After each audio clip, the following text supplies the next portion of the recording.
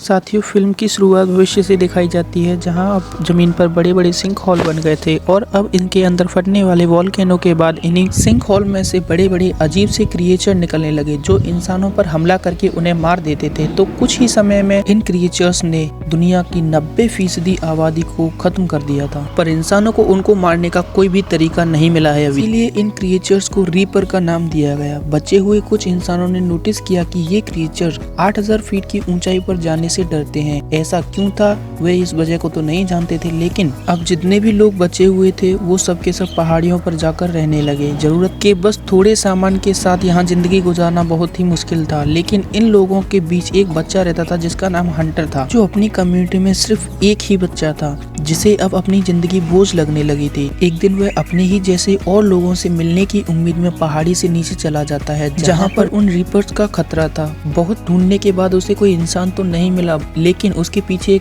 एक क्रिएचर पड़ जाता है। अपनी जान बचाने के लिए हंटर भागता है और उस क्रिएचर के हमला करने से पहले ही वह अपनी सेफ लैंड को क्रॉस कर चुका था, जहाँ जान तो उसकी बच गई थी, लेकिन अब ये बात उसके डैड को भी पता चल चुकी थी कि वह नीचे गया था।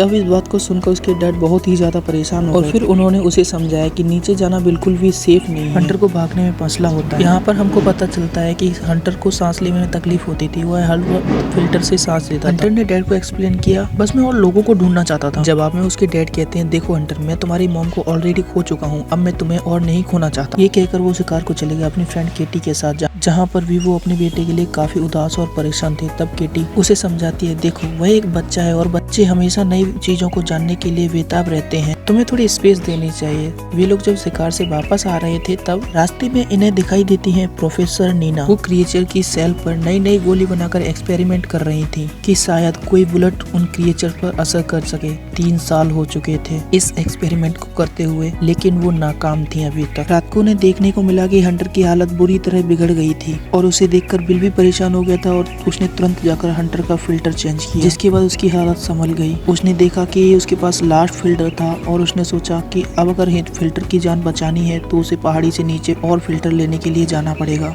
ये बात वो जानता था कि नीचे जाना बिल्कुल भी सेफ नहीं है, बट अपने बेटे की जान बचाने के लिए उसके पास कोई और दूसरा रास्ता नहीं था। यही बात वो जाकर प्रोफेसर नीना से डिस्कस करता है कि वह नीचे जाने वाला है और उसने नीचे जाने के लिए एक सेफ रूट भी ढूंढा है, लेकिन प्रोफेसर नीना को उसकी बात पर बिल्कुल भी भरोसा नहीं था। उन्हें लगता था नीचे कोई सेफ जोन नहीं है, इसीलिए विल अकेला ही जाने के लिए तैयार हो जाता है। वो नीचे जाने के लिए वेपन उठा ही रहा था कि जब तक केटी आ गई। वो उसकी दोस्त भी थी। विल उसे साथ ले जाना तो नहीं चाहता था, लेकिन वो बोलती है कि मेरे इस दुनिया में वैसे तो कोई नहीं है, क्यों ना मैं किसी न किसी की तो मदद कर सकूं। वेपन्स लेके वो लोग सफर पे निकल ही रहे थे कि प्रोफेसर नीना उनको रास्ते में जाते हुए देखती हैं। आखिरकार उनसे रहा नहीं गया और उन्होंने भी बिल का ग्रुप ज्वाइन कर लिया, क्योंकि वो जानती थी कि जो वो ऊपर लेकर नहीं कर पा रही है वो नीचे जाकर अपनी लैब में पक्का कर सकती हैं। ऐसी बुलेट जरूर तैयार कर सकती हैं जिससे क्रिएचर को मारा जा सकता है। ये लोग नीचे शहर तक जाने के लिए एक खास रूट का इस्तेमाल कर रहे थे, जहाँ पर क्रिएचर्स के होने के बहुत ही कम चांसेस थे। प्रोफेसर नीना अपनी हाईली एडवांस कंपास को दिखाती हैं, जो दूर से ही क्रिएचर्स को डिटेक्ट करके बता सकती है, क्योंकि क्रिएचर्स के अंदर से इलेक्ट्रोमैग्नेटिक वेव निकल रही थी। काफी चलने के बाद लोग एक ऐसी जगह पर पहुंचते हैं जहां पर इन्हें खतरा था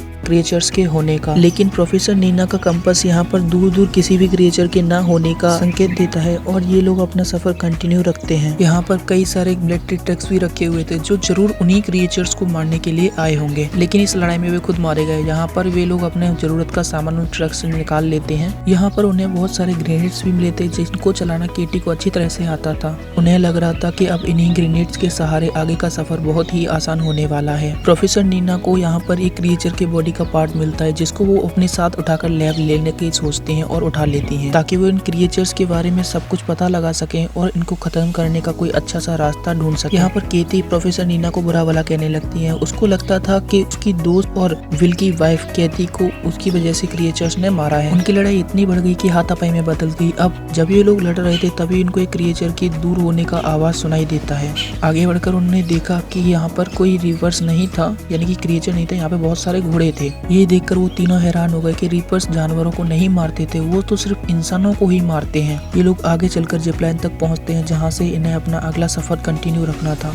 यहाँ आने पर प्रोफेसर नीना को अपने कंपास के द्वारा कहीं पर आसपास एक क्रिएचर के होने का आभास होता है। वे लोग जब अपने इर्द गिर्द देखते हैं तब उन्हें एक तरफ से पेड़ हिलते हुए दिखाई देते हैं, यानी मॉन्स्टर वहीं था। अगर इन्हें अपनी जान बचानी थी तो यहाँ से उन्हें तुरंत भागना होगा। विल और प्रोफेसर नीना बैठ जाते हैं चेयर लाइन के ऊपर, और जबकि केटी इसकी पावर सप्लाई को ऑन करने का ट्राई करती है। फिर केटी के पास आ रहा था और केटी घबरा रही थी। इसी हड़बड़ाहट में उसने एक ग्रेनेड लॉन्च कर दिया, जिसकी वजह से वहां पर बहुत बड़ा धमाका तो हुआ, लेकिन क्रिएचर को इससे कोई भी असर नहीं पड़ता है। वे लोग जल्दी से अपनी चेयर लिफ्ट को ऑन करके उसे चला लेते हैं, और दूसरी तरफ हमें दिखाया जाता है कि केटी टावर के ऊपर चढ़कर अब चेयर लिफ्ट के ऊपर चढ़ने की कोशिश में थी। वो जैसे ही टावर के ऊपर चढ़कर चेयर लिफ्ट की ओर जंप करती है, पर बदकिस्मती से वह टावर के ऊपर जंप नहीं कर पाती है, लेकिन विल उसका हाथ पकड़ लेता है। सबके बावजूद भी मुश्किलें हल नहीं हुई, क्योंकि रीपर अब उनके पीछे आ चुका था और वह चेयर लिफ्ट की केबल को बहुत ही गंदे तरीके से हिला रहा था, जिसकी वजह से उनकी चेयर लिफ्ट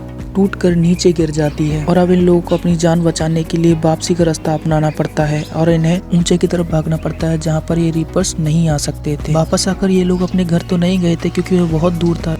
ये तीनों एक रेस्टोरेंट में रुके थे, जहाँ पर ये तीनों बातें करने लगते हैं। प्रोफेसर नीना इन्हें बताते हैं कि जब ये क्रिएचर धरती पर आए थे तब इन्होंने बिना रोके, बिना खाए पिए, बिना सोए धरती की 95% आबादी को खत्म कर दिया था। ऐसा लग रहा था मानो ये सिर्फ और सिर्फ इंसानों को मारने ही आए थे। लेकिन एक अजीब बात थी, इन्होंने इंसानों को मारकर खाया नहीं, और ना ही इन्होंने किसी अन्य जीव को मारा।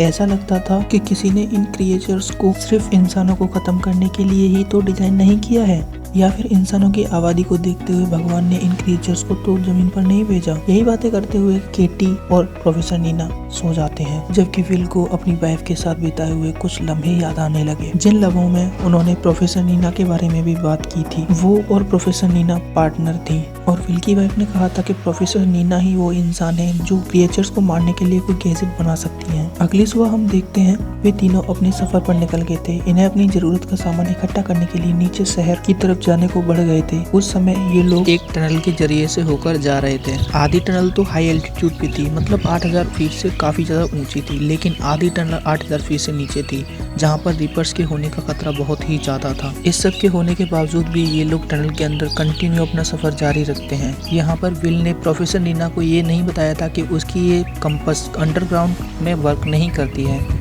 काफी घंटों का सफर तय करने के बाद इनको पता चलता है कि टनल का दूसरा दरवाजा तो एकदम बंद है। अब इन्हें यहाँ से दूसरी टनल का रास्ता लेना था। इतने घंटों का सफर दोबारा करते तो थक जाते। यहाँ पर एक शॉर्टकट भी था जो कि छोटी छोटी स्टेयर्स से होकर जाता था। ये लोग उसे इस्तेमाल करने का डिसाइड करते हैं, लेकिन क्योंकि काफी अरसे से ये भी बंद थी तो यहाँ काफी सारी चमगादड़ें देखने को मिलती हैं, जो कि इन पर सीधा जाके अटैक कर देती हैं। लेकिन ये लोग यहाँ पर बच जाते हैं। फाइनली ये लोग अब दूसरी टनल में तो पहुंच जाते हैं, लेकिन यहाँ पर आना इन लोगों के लिए बिल्कुल भी अच्छा साबित नहीं होता है, क्योंकि यहाँ पर एक उनको रिपर्स दिखाई देता है। ऐसा लग रहा था मानो वो पहले से ही इन लोगों का इंतजार कर रहा था। यहाँ पर अपने हेड पर लगी हुई लाइट्स को बंद करके छिपने का कोशिश करते हैं, लेकिन रिपर्स इनको फिर भी सेंस कर लेता है, जिससे बचने के लिए अब ये लोग टनल के दूसरी तरफ से भागने लगते हैं। और भागकर आगे आके केटी ने एक ग्रेनेड भी ब्लास्ट कर दिया था, जिससे वो जानते थे कि रिपर्स इससे मारने वाले तो नहीं है, लेकिन उसकी गति जरूर धीमी हो जाएगी, तो इस वजह से उनको भागने का टाइम मिल जाता है। लेकिन रिपर उनका पीछा करना एकदम से बंद नहीं करता है, वो फिर भी पीछे पीछे कंटिन्यू आता रहता है। विल पीछे रुककर गोलियां चलाता है, लेकिन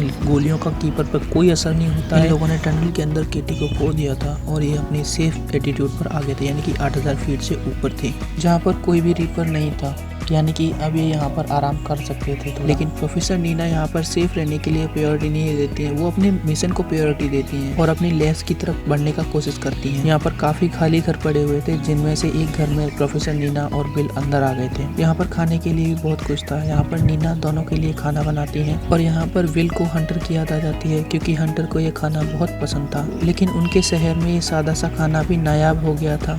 खैर, अब प्रोफेसर नीना विल को एक्सप्लेन करती है कि कैसे वो डिफरेंट केमिकल से एक ऐसी ब्लड को तैयार कर सकती हैं जिससे उन क्रिएचर्स को मारा जा सकता है। प्रोफेसर नीना को लगता था कि उन क्रिएचर्स के अंदर कोई इलेक्ट्रोमैग्नेटिक पावर जरूर है। यहाँ से वो अपने सफर पर आगे की ओर बढ़ जाते हैं और पहला स्टॉप वो हॉस्पिटल के पास करते हैं, जहाँ पर हंटर की मेडिसिन और फिल्टर्स लेने थे। वो गन लेकर आगे बढ़ जाते हैं और वो जानते थे कि कहीं न कहीं रीपर्स का खतरा वहाँ पर हो सकता है, लेकिन प्रोफेसर नीना का कैंपस किसी भी रीपर्स के होने का एहसास नहीं कराता है और उसे वहाँ पर हंटर की मेडिसिन मिल जाती है। वो अपना स्टॉप कंटिन्यू करता है और अपने जितने भी रख सकता है वो रख के और वहाँ से निकलने का जल्दी से जल्दी कोशिश करते हैं। लेकिन जल्द ही उनको एहसास हो गया कि इस हॉस्पिटल के अंदर कोई रीपर छिपा हुआ है। प्रोफेसर नीना के कंपास लिए इसीलिए डिटेक्ट नहीं किया था क्योंकि वो कंपास अब खराब हो चुका है। ये लोग तेजी से उससे भागने की कोशिश करते हैं, लेकिन यहाँ पर विल के दिमाग में एक आइडिया आता है, वो बहुत ही खतरनाक होता है। जैसे ही विल बाहर जाता है वो एक गैस सिलेंडर फायर करता है जिससे कि मॉन्स्टर बाहर जाकर गिरता है। जैसे ही रीपर बाहर जाके गिरता है ये लोग वहाँ पर खड़े होकर उस रीपर को देखते हैं कि वो रीपर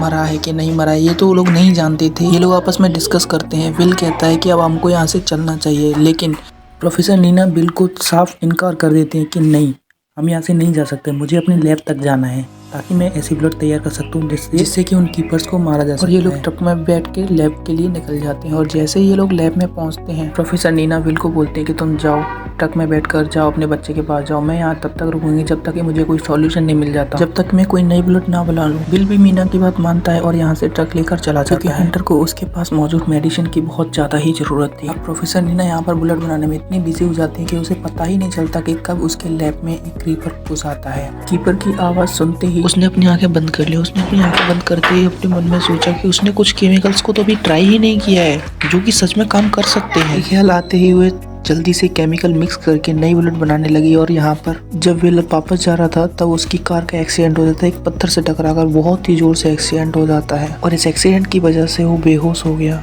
जैसे ही कुछ टाइम बाद उसे होश आता है वो देखता है उस गाड़ी के अंदर फंसा हुआ है। उसे अपने पास ही किसी वीपर के होने का एहसास होता है तो वो जल्दी से निकलता है गाड़ी से और भागता है अपने टाउन की तरफ। ऐसा लग रहा था कि इस बार कीपर उसको मार देगा क्योंकि रीपर जस्ट उसके सामने था एंड उसके पास। लेकिन जैसे ही रीपर उसको मारने जाता है तब तक हम देखते हैं कि वहाँ पर एक बड़ा सा ब्लास्ट होता है और वो ब्लास्ट किसी और ने नहीं बल्कि प्रोफेसर नीना ने किया था। यहाँ पर हमको देखने को मिलता है कि प्रोफेसर नीना जो नया एक्सपेरिमेंट करने वाली थी वो एकदम सक्सेसफुल रहा है, जिसमें से उन्होंने एक ऐसी बुलेट को तैयार किया है जिससे क्रिएचर को खात्मा किया जा सकता है। उनके लैब में जो क्रिएचर मौजूद था उन्होंने उस क्रिएचर को इसी बुलेट से मारा था और अब वो ठीक टाइम पर विल को बचाने के लिए भी पहुंच गई थी। यहाँ पर हमको एक और चीज देखने को मिलती है कि जो बात प्रोफेसर नीना कुछ टाइम पहले कह रही थी कि इनके अंदर से कुछ इलेक्ट्रोमैग्नेटिक वेव निकलती है, वो बात एकदम सच हुई है क्योंकि उन्होंने जैसे ही अपनी गन से फायर किया था तो क्रिएचर मरने की बजाय ब्लास्ट हो गया था। तो यहाँ पर हमको पता चलता है कि वो क्रिएचर कोई क्रिएचर नहीं था, वो एक रोबोट था जिन्हें किसी के द्वारा बनाया गया था। इन्हें जरूर ही इंसानों को मारने के लिए बनाया होगा। जब इन लोगों को यह बात पता चलती है तो ये एकदम से शॉक्ड रह जाते हैं। विल अभी भी कंफ्यूजन में ही था